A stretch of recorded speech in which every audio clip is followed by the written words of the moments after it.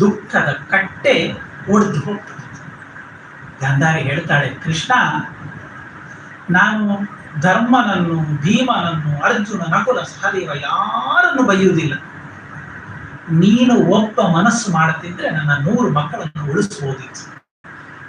ಈ ಮಹಾಭಾರತ ಯುದ್ಧದ ಹಿಂದೆ ನಿನ್ನ ಸೂತ್ರಧಾರಕ್ಕೆ ಅನ್ನುವಂಥದ್ದು ನಿಶ್ಚಯವಾಗಿ ಉಂಟು.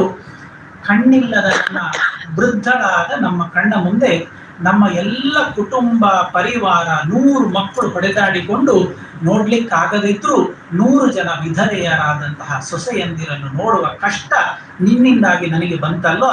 ನಿನ್ನ ಕಣ್ಣ ಮುಂದೆಯೇ ನಿನ್ನ ಎಲ್ಲ ಯಾದವ ವಂಶ ಹೊಡೆದಾಡಿಕೊಂಡು ನಾಶ ಆಗಿ ಹೋಗ್ಲಿ ಅಂತ ಗಾಂಧಾರಿ ಶಾಪ ಕೊಡ್ತಾಳೆ. ಕೃಷ್ಣ ಏನ್ ಮಾಡ್ತಾನೆ ಗೊತ್ತು? ಪತಿವ್ರತೆಯ ಶಾಪ ಸತ್ಯ ಆಗಲಿ ಹೇಳ್ತಾನೆ. ಕೃಷ್ಣನಿಗೆ ಗೊತ್ತುಂಟು.